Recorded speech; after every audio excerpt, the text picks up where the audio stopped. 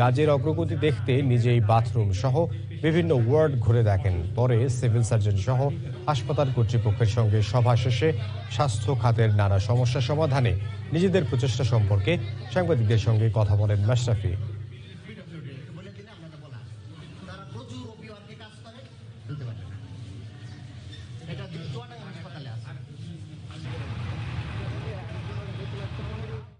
ওনারা বলছেন যে আর প্রবলেম হবে না আশা করছি।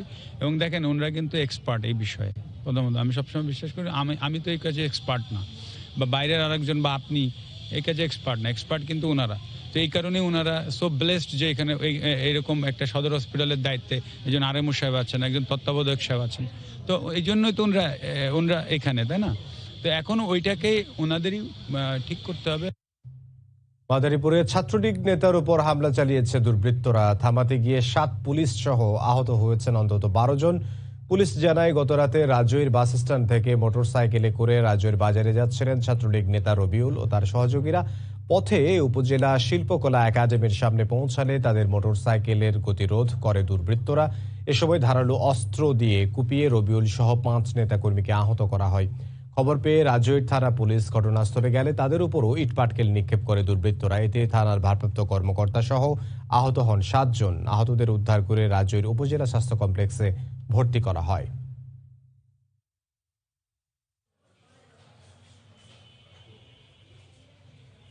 আসামিকালকে ধরার চেষ্টা করছে, মারামারি করে পলাতক থাকে, আমরা কাউকে পাই নাই। যদি অভিযোগ পাই আমরা ওই অভিযোগের প্রেক্ষিতে আইনগত ব্যবস্থা নেব। আমাদের পুলিশে অজস্র ইট পাটকেল আমাদের গায়ে লাগছে। আমরা সাধারণ যখন প্রাপ্ত হয়েছে প্রায় 7-8 জন।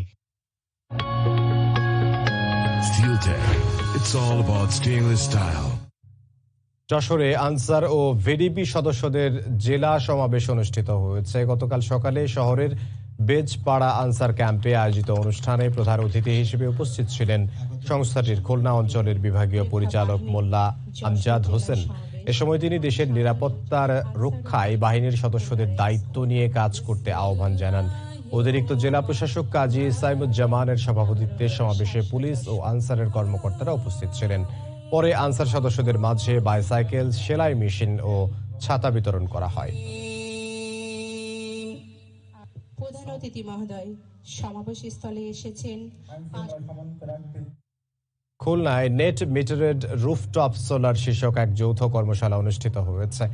গতকাল সকালে খুলনা বিশ্ববিদ্যালয় ও sustainable and renewable energy development authority এর উদ্যোগে কর্মশালাটি অনুষ্ঠিত হয়।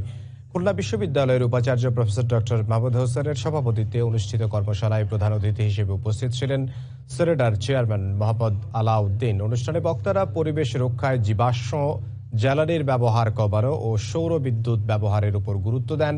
এ সময় নেট মিটারের বিভিন্ন দিক সহ এর কারিগরি ও আর্থিক দিকও তুলে ধরা হয়। অনুষ্ঠানে বিশ্ববিদ্যালয়ের বিভিন্ন স্কুলের ডিন, রেজিস্ট্রার সহ কেসিসি, কেডিএ এবং অজোপ্যাডিকোর প্রতিনিধিবৃন্দ উপস্থিত ছিলেন।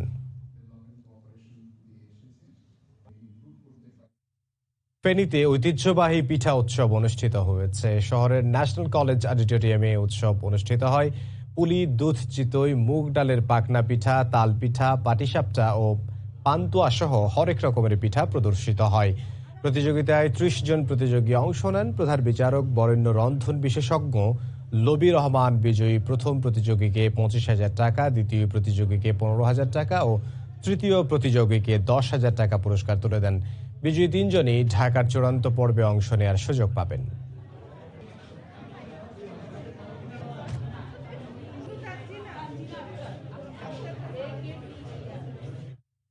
স্বাধীনতার সুবর্ণ জয়ন্তী উপলক্ষে আবৃত্তি, চিত্রাঙ্কন ও সাহিত্য প্রতিযোগিতা অনুষ্ঠিত হয়েছে।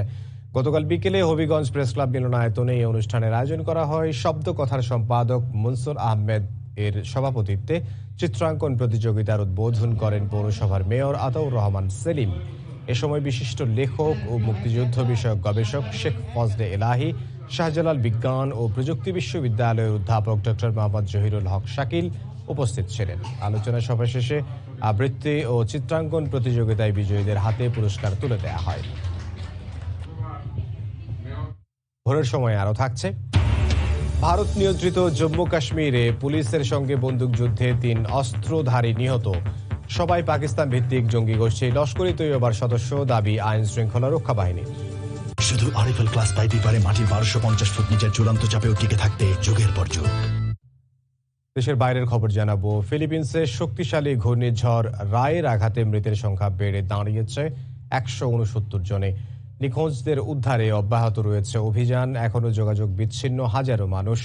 ঝড়ের তাণ্ডবে বেশ কিছু এলাকায় ভয়াবহ অবস্থা। বন্যার্তদের সহায়তায় মাঠে নেমেছে বিভিন্ন সংস্থা। এদিকে ক্ষতিগ্রস্তদের সহায়তার আশ্বাস দিয়েছেন প্রেসিডেন্ট রদ্রিগো দুতার্তে।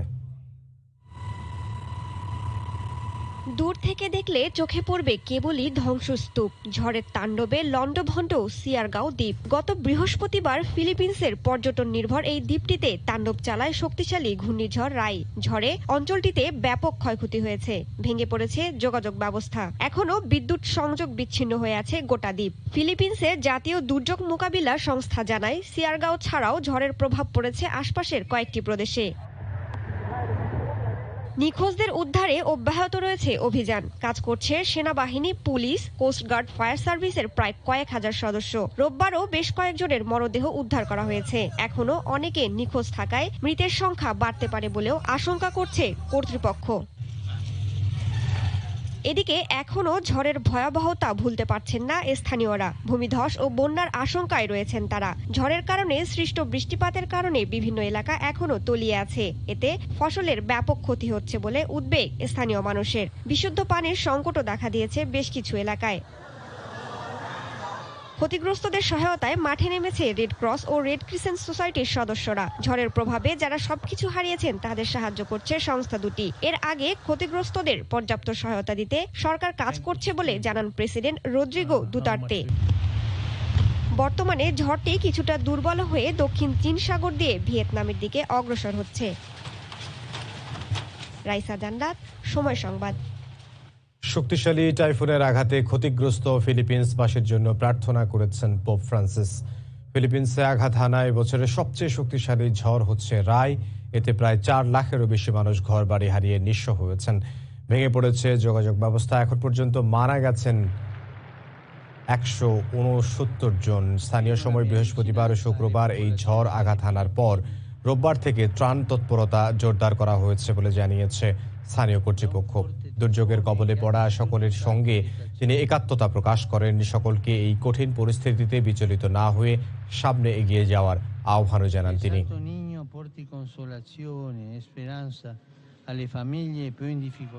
ইন্দোনেশিয়ার জাভা দ্বীপের সেমেরো আগ্নেয়গিরিতে ফের অগ্ন্যুৎপাত শুরু হয়েছে। স্থানীয় সময় রোববার সকালে শুরু হওয়া অগ্ন্যুৎপাতে দুর্ঘটনা এড়াতে আগ্নেয়গিরিটির দক্ষিণ পূর্বে জনসাধারণকে 5 কিলোমিটার পর্যন্ত দূরত্ব বজায় রাখতে নির্দেশ দিয়েছে দেশটির কর্তৃপক্ষ। এ মাসের শুরুতে আগ্নেয়গিরির অগ্ন্যুৎপাতে অন্তত 46 জনের মৃত্যু হয়। এই ঘটনায় এখনো নিখোঁজ রয়েছেন বেশ কয়েকজন। অগ্ন্যুৎপাতে গৃহহীন হয়ে পড়েছে কয়েক হাজার মানুষ।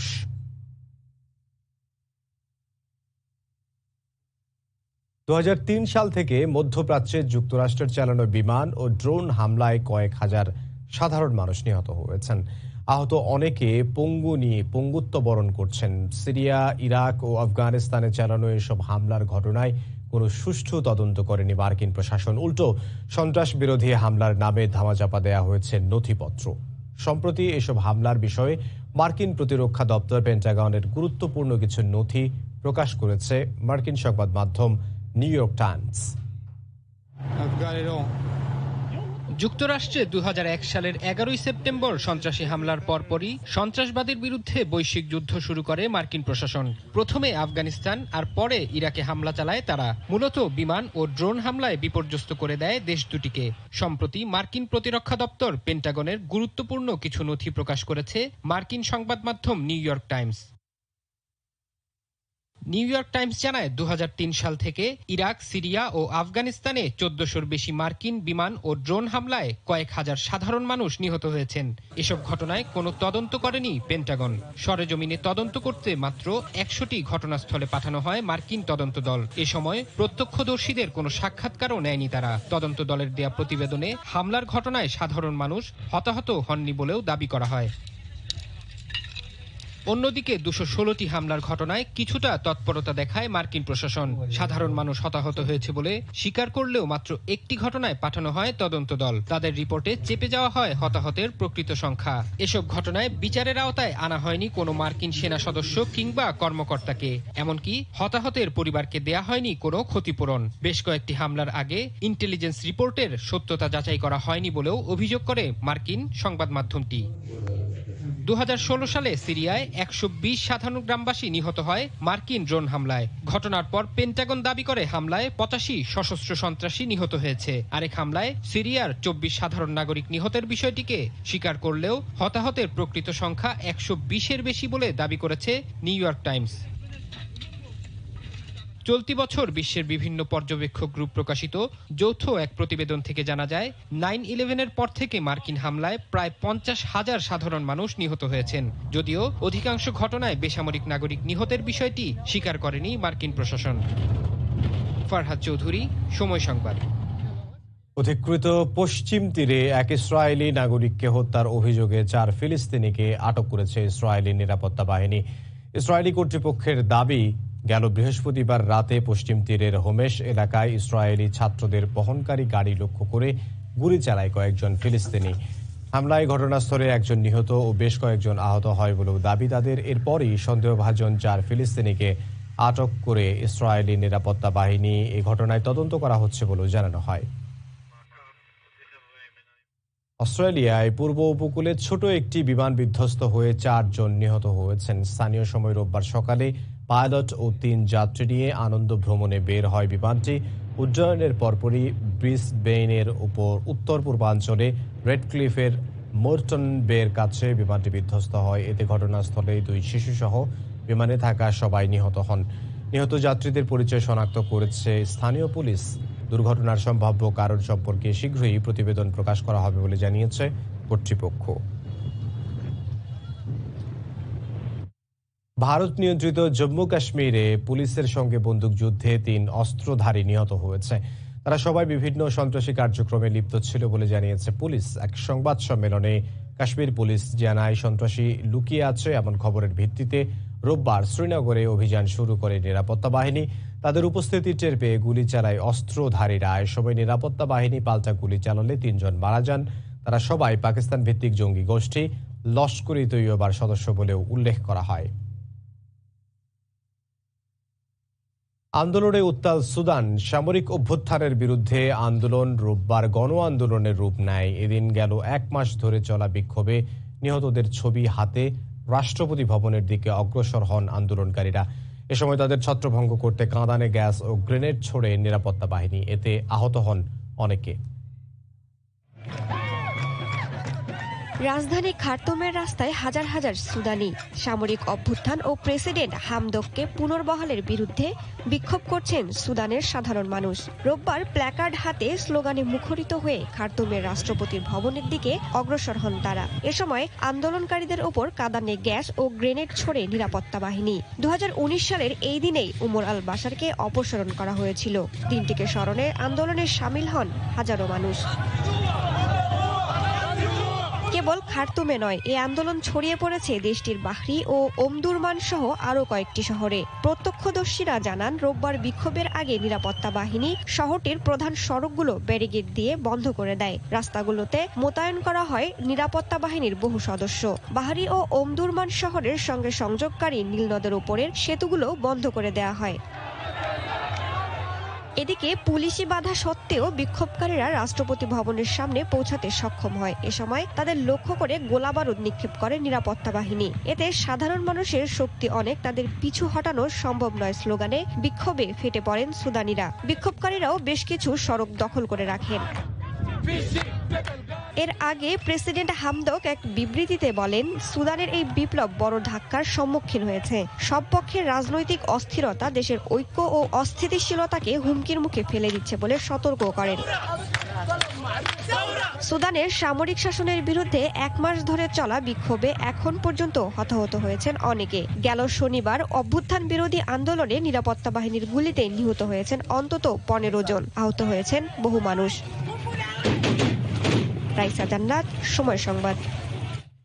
বড়দিন ঘিরে ভ্রমণে অমিক্রন ভ্যারিয়েন্ট আরও ছড়িয়ে পড়ার আশঙ্কা বাড়ছে। পাশাপাশি পূর্ণ ডোজ টিকা গ্রহণকারীদের মধ্যেও সংক্রমণ বাড়ার শঙ্কা রয়েছে বলে সতর্ক করেছে যুক্তরাষ্ট্র। এদিকে ইরানে প্রথম একজনের দেহে শনাক্ত হয়েছে ভ্যারিয়েন্টটি, আর অমিক্রনের সংক্রমণ বেড়ে যাওয়ায় হাসপাতালগুলোতে পূর্ব প্রস্তুতি নিচ্ছে ভারত সরকার।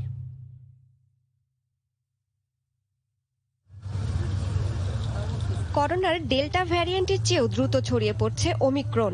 ডেল্টার ভয়াবহতাই এখনো কাটিয়ে ওঠা সম্ভব হয়নি, তার উপর নতুন এই ভ্যারিয়েন্টের দাপটে উদ্বিগ্ন বিশ্ববাসী। এমন পরিস্থিতিতেই বড়দিনকে ঘিরে ভ্রমণে ওমিক্রনের সংক্রমণ আরও বাড়তে পারে বলে ইঙ্গিত দিলেন যুক্তরাষ্ট্রের শীর্ষ সংক্রামক রোগ বিশেষজ্ঞ ডক্টর অ্যান্থনি ফাউচি। পূর্ণ ডোজ টিকা গ্রহণকারীদের মধ্যেও সংক্রমণ বাড়ার আশঙ্কা রয়েছে বলে সতর্ক করেছেন তিনি। পরিস্থিতি মোকাবিলায় সচেতন থাকার পাশাপাশি টিকার বুস্টার ডোজ নেয়ার আহ্বানও জানান তিনি। ওমিক্রনের সংক্রমিত করার অসাধারণ সক্ষমতা রয়েছে। সারা বিশ্বে দাপট দেখিয়ে যাচ্ছে ভ্যারিয়েন্টটি। মাস্ক পরা, সামাজিক দূরত্ব বজায় রাখার মতো সতর্কতাগুলো মেনে চলা দরকার। আমি মার্কিন নাগরিকদের টিকা এবং বুস্টার ডোজ গ্রহণের আহ্বান জানাচ্ছি। এর আগে গেল শুক্রবার হোয়াইট হাউসে সংবাদ সম্মেলনে ডক্টর অ্যান্থনি ফাউচি টিকা গ্রহণ না করা ব্যক্তিদের মারাত্মক সংক্রমিত হওয়ার এবং হাসপাতালে ভর্তির ঝুঁকি অনেক বেশি বলে জানান। এদিকে ইরানে প্রথম একজনের দেহে ওমিক্রন শনাক্ত হয়েছে। রোববার দেশটির স্বাস্থ্য মন্ত্রণালয়ের পক্ষ থেকে এ তথ্য নিশ্চিত করা হয়। আক্রান্ত ব্যক্তি সম্প্রতি সংযুক্ত আরব আমিরাত ভ্রমণ করেছিলেন বলে জানান কর্তৃপক্ষ। আরও 2 ব্যক্তি ওমিক্রনে আক্রান্ত হয়েছেন বলে ধারণা করছে স্বাস্থ্য মন্ত্রণালয়। টানা কয়েক সপ্তাহ ধরে দেশটিতে করোনা আক্রান্তের সংখ্যা কিছুটা কমার পরপরই ওমিক্রন ভ্যারিয়েন্টে আক্রান্তের খবর জানা গেল। ইরানে 60% বেশি 2 ডোজ টিকা নিয়েছেন। বর্তমানে অধিকাংশ নাগরিকই বুস্টার ডোজ নিতে পারবেন। ভারতে দিন দিন ওমিক্রনে আক্রান্তের সংখ্যা বেড়েই চলেছে। এর আগে ডেল্টার কবলে নাকাল হয়ে পড়েছিল দেশটি। তাই ওমিক্রন মোকাবিলায় আগে থেকেই রাজধানী নয়াদিল্লির হাসপাতালগুলোতে অক্সিজেন সরবরাহ, বেডের সংখ্যা বাড়ানো সহ নানা পূর্ব প্রস্তুতি নিচ্ছে প্রশাসন। ভারতে ওমিক্রন শনাক্তের হার 100 ছাড়িয়েছে। রাইসা জান্নাত, সময় সংবাদ। আন্তর্জাতিক অভিবাসী দিবসে প্রবাসীদের সেবা প্রদানে বিশেষ উদ্যোগ নেয় ইতালির Milan Bangladesh consulate office. 18 December বিশ্ব অভিবাসী দিবসে প্রবাসীদের ফুল ও চকলেট দিয়ে বরণ করেন দায়িত্বরত কনসুলেট জেনারেল ও কর্মকর্তারা। এমন সেবায় খুশি প্রবাসী বাংলাদেশিরা। বিস্তারিত ইতালি প্রতিনিধি সহকর্মী মাকসুদ রহমানের তথ্য চিত্রের রিপোর্টে। 18 ডিসেম্বর ছিল বিশ্ব অভিবাসী দিবস। এ উপলক্ষে প্রবাসীদের অনন্য সেবা প্রদান করে ইতালির Milan Bangladesh consulate general office. শনিবার সরকারি সাপ্তাহিক ছুটির দিনে বিশ্ব অভিবাসী দিবসকে গুরুত্ব দিয়ে consulate general office Milan service চালু রাখার সিদ্ধান্ত নেন। এদিন সকাল থেকে সেবা গ্রহীতাদের অফিসে ফুল ও চকোলেট দিয়ে বরণ করা হয়। এমন উদ্যোগে খুশি ইতালি প্রবাসী বাংলাদেশিরা। আজকে খোলা রাখার কারণে আমরা সবাই খুশি। সবার কাজটা হচ্ছে, আমাদের অনেক কিছু সময় বেঁচে যাচ্ছে। বিদেশে স্থানান্তরিত হতে গিয়ে অবশ্যই কখনো এমন কোনো ঝুঁকি নেবেন না যা আপনার জীবনের উপর দিয়ে যেতে পারে। এদিন Milan Bangladesh consulate general MJH Jabed ও কনসাল সাব্বির আহমেদ অভিবাসী দিবসে সেবার মান বৃদ্ধির জন্য নেওয়া বিভিন্ন পদক্ষেপের কথা তুলে ধরেন। এ সময় কনসুলেট জেনারেল জাবেদ প্রবাসীদের নিরাপদ অভিবাসনের গুরুত্ব ও তাৎপর্যও তুলে ধরেন এবং বৈধ চ্যানেলে রেমিটেন্স দেশে পাঠাতে প্রবাসীদের প্রতি আহ্বান জানান। কনসাল সাব্বির কনসুলেট জেনারেল অফিসের জনসেবামূলক পরিকল্পনার কথাও তুলে ধরেন। খুব বেশি দূর না সেই সময়, যাতে করে আপনারা বলবান, তারপরে গলিজিয়া বা গোলজানো কত দূর থেকে লোক তারা আশা রাখে না, ঘরে বসে যাতে সার্ভিস পেতে পারে সেই চেষ্টা স্যার চলমান রেখেছেন। ওরা তো খুব তাড়াতাড়ি হয়ে যাবে। বিশ্ব অভিবাসন ব্যবস্থায় ইতালি অত্যন্ত গুরুত্বপূর্ণ। আফ্রিকা ও পূর্ব ইউরোপ থেকে প্রতি বছর দেশটিতে প্রবেশ করতে গিয়ে প্রাণ হারান হাজার হাজার অভিবাসী। বিশ্বের প্রায় 28.5 কোটি অভিবাসীর মধ্যে প্রায় 1,30,00,000 বাংলাদেশি। 18 ডিসেম্বর বিশ্ব অভিবাসী দিবসে মিলান বাংলাদেশ কনসুলেট জেনারেল অফিসে প্রবাসীদের এমন সেবা মন কেড়েছে ইতালি প্রবাসীদের। সময় সংবাদ, ইতালি। দেখছেন ভোরের সময়। ওভারলোড ও শর্ট সার্কিট থেকে সুরক্ষায় ব্যবহার করুন ক্লিক সার্কিট ব্রেকার। করোনার ভয়াবহ পরিস্থিতির মধ্যেও শেষ সময়ে জার্মানিতে জমে উঠেছে বড়দিনের মেলা। তবে করোনায় মৃত ও সংক্রমিতের সংখ্যা এখনো কমেনি। এরই মধ্যে করোনা পরিস্থিতির অবনতিতে প্রতিবেশী ফ্রান্স, ডেনমার্ক সহ বেশ কটি দেশকে ঝুঁকিপূর্ণ অঞ্চল হিসেবে ঘোষণা করেছে জার্মানি। বার্লিন থেকে বিস্তারিত জানাচ্ছেন সহকর্মী বিটু বড়ুয়া। জার্মানির হামবুর্গ, কোলোন, ফ্রাঙ্কফুর্ট কিংবা বার্লিন সবখানেই সন্ধ্যা নামলেই উৎসব মুখর চারিদিক। করোনার নাজুক পরিস্থিতিতেও বাহারি সাজুগুজুতে কমতি রাখেনি ঐতিহ্যবাহী বড়দিনের মেলাগুলো। রং বেরঙের হরেক রকমের পসরা সাজিয়ে ক্ষুদ্র ও মাঝারি দোকানিরা যেন এই উৎসবটিরই অপেক্ষা করে থাকেন দিনের পর দিন। আর সন্ধ্যা নামলেই তীব্র শীত আর হিম ঠান্ডা উপেক্ষা করে ছোট বড় সবাই যেন ছুটছেন জমে ওঠা বড়দিনের আনন্দ মেলায়। তবে মেলায় ঢুকতে দেখাতে হচ্ছে টিকা নেয়া কিংবা সেরে ওঠা অথবা করোনার চটজলদি নেগেটিভ সার্টিফিকেটও। বছর ধরে এই দিনগুলোর অপেক্ষায় থাকি আমরা। বেশ ভালো লাগছে বড়দিনের আগেই দারুণ এই মেলার অংশ হতে পেরে। সবচেয়ে ভালো লেগেছে প্রচুর মানুষের সমাগম দেখে। এদিকে করোনার ভয়াবহ অবনতিতে প্রতিবেশী দেশ ফ্রান্স, ডেনমার্ক, অস্ট্রিয়া সহ ব্রিটেনকেও ভাইরাস ভ্যারিয়েন্ট ও ঝুঁকিপূর্ণ দেশ হিসেবে ঘোষণা করেছে জার্মানি। বিশেষ করে ডেনমার্কে দ্রুত গতিতে ওমিক্রন ছড়িয়ে যাওয়ায় সেখানেও বন্ধ করে দেওয়া হয়েছে থিয়েটার, সিনেমা, কনসার্ট সহ জনসমাগমও। দেখুন, আমি লন্ডন থেকে বেড়াতে এসেছি। জার্মানিতে করোনার পরিস্থিতি আমাদের ব্রিটেনের চাইতে অনেক ভালো। এখানে তো তবুও নাগরিকদের নিয়ন্ত্রণ করার ব্যবস্থা রয়েছে, কিন্তু ব্রিটেনের অবস্থা সত্যিই নাজুক। এদিকে করোনার 2 ডোজ টিকা সম্পূর্ণ করার পর করোনার 5ম ঢেউ আঘাত হানার আগেই বুস্টার ডোজ নেয়ার পাশাপাশি 6 বছর বয়স থেকেই সকল শিশু কিশোর ও সর্বস্তরের নাগরিকদের শারীরিক দূরত্ব বজায় রেখে উৎসবে যোগ দেওয়ার কথা থাকলেও তা অনেককেই মানতে দেখাই যায়নি।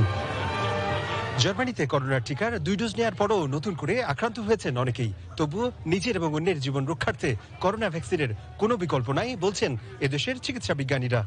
জার্মানি থেকে বিটু বড়ুয়া, সময় সংবাদ। বড়দিন খ্রিস্ট ধর্মাবলম্বীদের সবচেয়ে বড় উৎসব। এই দিনটিকে ঘিরে ইউরোপের সবখানে সাজ সাজ রব। বর্ণিল আলোকসজ্জায় সজ্জিত হয়েছে ইউরোপের প্রতিটি অলিগলি। ভালো উপার্জনের আশায় প্রবাসী বাংলাদেশি ব্যবসায়ী ও কর্মজীবীরা অপেক্ষা